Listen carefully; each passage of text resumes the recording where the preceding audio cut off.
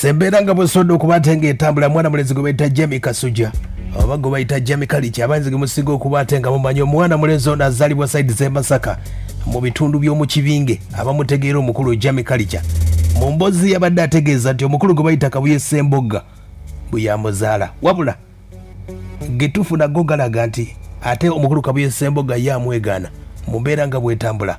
Jamie Kalicha gwe kutegeezaako ono ayinza okuba afunye okusomoozebwako olw'embeera y'ensi gye tutambuliramu akadde kano.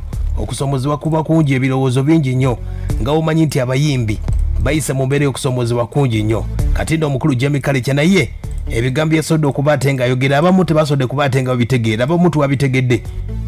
Awo nno omuntu kwegamba nti obagamba nti yagudde eddalu oba ayita ttembo mu mbeera eyo yagamba tannagwa ddalu teyeetaaga buyambi wadde n'akamu. Omukulu Jamie Kalicha gwe nkutegeezaako omu ku bayimbi be abamu ku bawandiisi b'ennyimba abasinga akadde kano boyinza okugamba nti yawandiisa ennyimba ez'amaanyi mu ggwanga. Yawandiika kayimba kabayita kuzaala kujagana Irene Namatovu, yawandiika kayimba Kayembe Eddie Yawe, akayimba ka Chocolate Girl Aziza Zion Kisumuluzo Grace omukyala gwe bayita Grace, waliwo akayimba ka Winnie Nwaje, waliwo akayimba ka Eddie Kenzo ne Babi J Sumbusa. Buyimba bungi bwasobodde okuba ate nga ateekako omukono mwana mulezi ono gwe bayita Jamie Kalicha, era nga gwe nasemba okuba ate nga muwuliza y'omu ku basobola okuba ate nga bayimba mu kampeyini za muzeeyi omukulu ono Jamie Kalicha. Embeera nga bwesobodde okuba ate nga etuukiddewo akadde kano, omukyala Landlord yasobola okuba ate nga amusenza ku nnyumba ze, yasobodde okuba ate nga ekubira omulanga mu mawulire wadde nga abamu tebakirabye bulungi ne beebuuza lwaki yazze mu mawulire. Agamba nti yagezezaako okukubira omukulu Kabuye Sembogga yagambye nti nze Jamie Kalicha simumanyiiko wadde n'akamu, ebyo bibye. Omukyala wuuno ng'atubuulira nti Jamie Kalicha yagwa eddalu, ye bw'agamba Jamie Kalicha agamba ye tagwangako ddalu wadde n'akamu.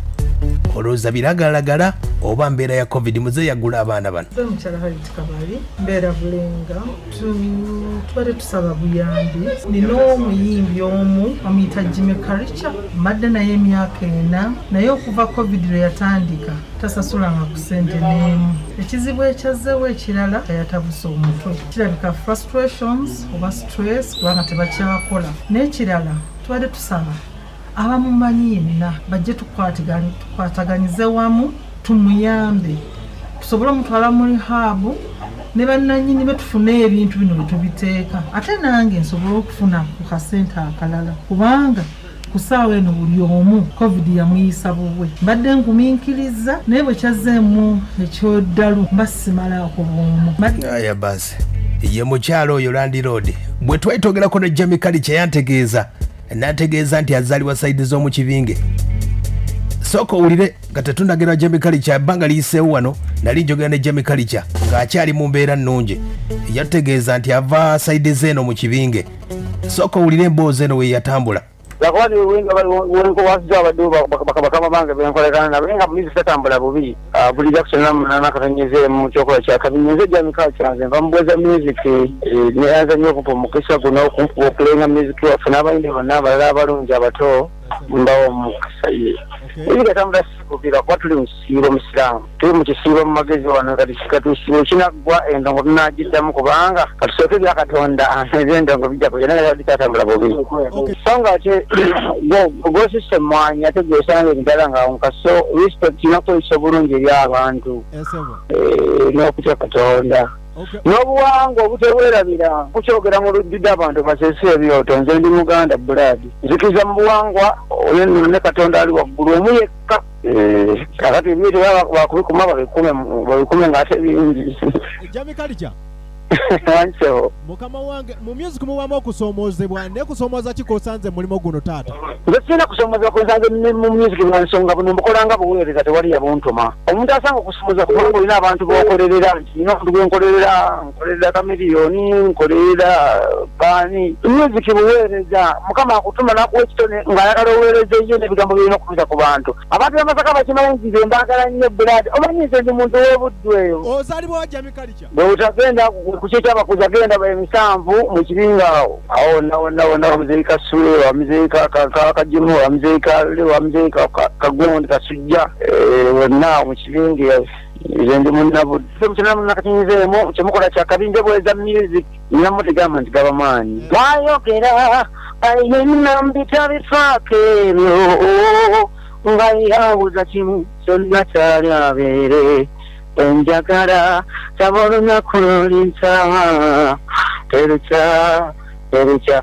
Aya basa ye Jamie Kalicha oyo wetwayogera naye way back kati akadde kane mbeera nga bwetambula soka ulize bulungi nnyo muyinza ogamba nti omusajja agudde eddalu naye ye yagambye teetaaga buyambi ebigambo bya Jamie Kalicha akadde kano entambula bweti kasikwade lukusa n'okufuna lukusa n'oteekako mu kamera kasikwade lukusa kyokka ndi wamagye sinnakukuba kati okyambuuza wakinzigaddewo gutulabanga that is a total disgrace bagamba abali okwabo tebalema kulannama bwe mba nga ndikwabwe nakuwadde omukisa buli munnamawulire walaze kaadi ye mwena aliwa mapeyi ya reflection ye buli omu aliwa singa baggala waabo okitegedde so kati obulamu businga tuliwo kulwa katonda mmanzi sagala buyambi bw'abantu one Allah yanyambadde nampa ekitone n'ensonga kimwe namuli wano singa nate sinalinnya temandibadde omusiraamu siwe kiri kati Allah yanyamba nampa ennyo kimma ye Jamie Kalicha oyo wano ne bamubuliza bannamawulire okuba ate nga bamutegeeza Jamie Kalicha kituufu bakubanja tukuyambeko yagambye tewali gwe batabanja wulira takubanja gwe soka mbuza bamubuuze osize omuko gujja bagwesa bakamisa sonasede meka kwa kaunti yakubanja meka mulabika ejjalira ebintu ebyo bakatonda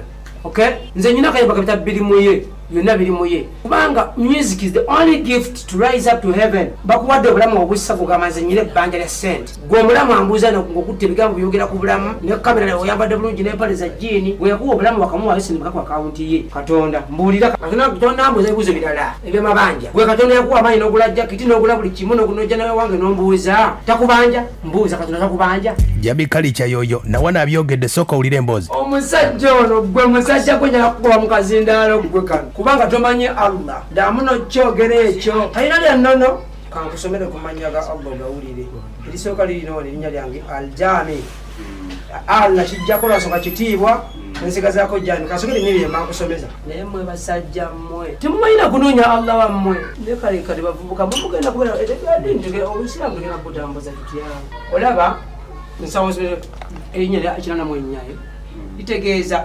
omukuŋŋaanyide gatala Aljami olaba Aljami Bismillahirrahmanirrahim kulinnya lya Katonda omusasizi w'ekisa ekingi in the name of Allah the most gracious kadhalika yu'alaika wa ila alladhina min qablika Allahu al-azizu al-hakim bwekiti atumira gwe Muhammad Katonda ow'ekitiibwa omukakasa w'ebigambo namirembe Katonda obuwangwa kiva mu kigambo obuwangwa engeri gye aya basi ayogera luwalabu ayogera lusiraamu akadde kano bategeeza nti agudde eddalu Jamie Kalicha wano ne bamubuuliriza ku nsonga zino ne bamubuuza kituufu oli mulwadde Jamie Kalicha agambye bw'ati olaba nagambye 0 nga tokimanyi ani abeera depressed nze naawe tomanyira naama nti amasannyalaze gava mu Katonda ng'oyambadde 77 nze nazaali wenaku z'omwezi 14 mu gw'omunaana oyambadde 77 bw'ozigatta 7+7 you get 14 ensonga lwaki oli wano okay.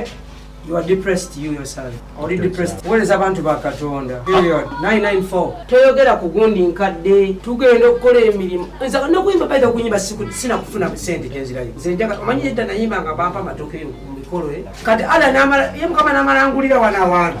Nyinza okusuza mu n'abaana. Baana bawala biki kutungira mu byalaani. Kusuza mu banaku.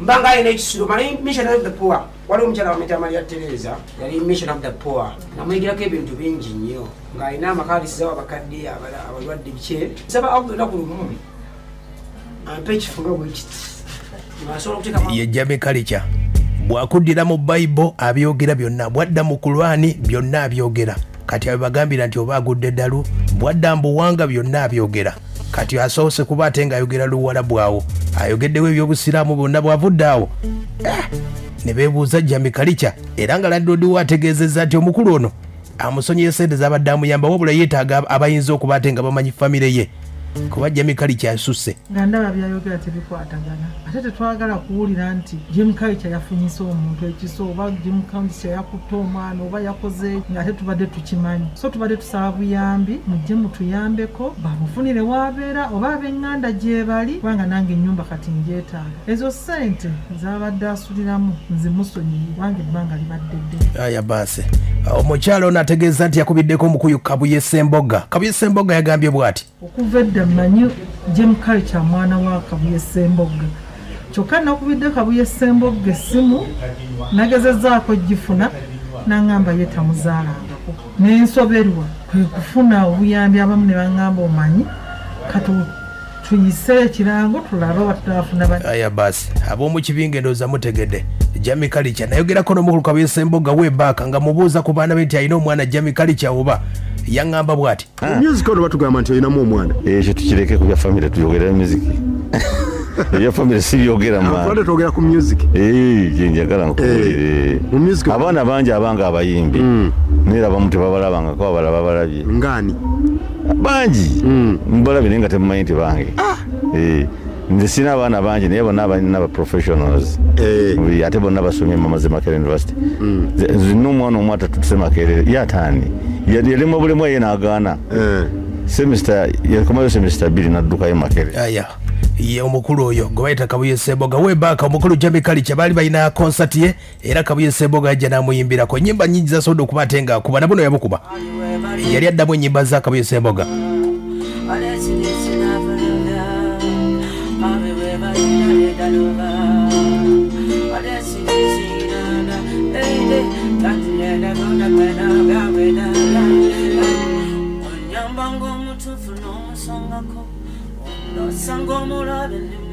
mirembe n'okusanyuka n'okulya buli kimu mu lusuku edani nga tetumanyi kirungi na kibi okujjako okulya mpozi n'okuwanga okumba bukunya ye Jamie Kalicha oyo yabadde akubye munnamawulire wulira wano The neither may perhaps reach salvation in hereafter through their patience and gratitude towards Allah in this world. Naye wa Nabbi Muhammad sallallahu alaihi wasallam atusasire ndala kusomera kwa ayinake yagamba Nabbi Muhammad agwa kusasira ebyo ku ye. The prophet said, I swear by Allah ndaire katuna wa buli kitonde in whose hand is my life. Nti mungalozi ngumuli obulamu bwange that you cannot enter paradise unless you show mercy to one another. The companion said, O Messenger of Allah, we all merciful to each other. The Prophet answered, I do not mean showing mercy to yourselves alone. I mean being merciful towards all of creation. A mercy that includes the whole of creation. Nebis, nebwa, nepusi, na buli kitonde kiri mu kya Allah. We have to show mercy to those people. Ostegete. So, Kalicha katuwaza mukubulira dini ya Busiramu. Na ogenda kufukanga. Tokuza saka kulata omuza kigambo kya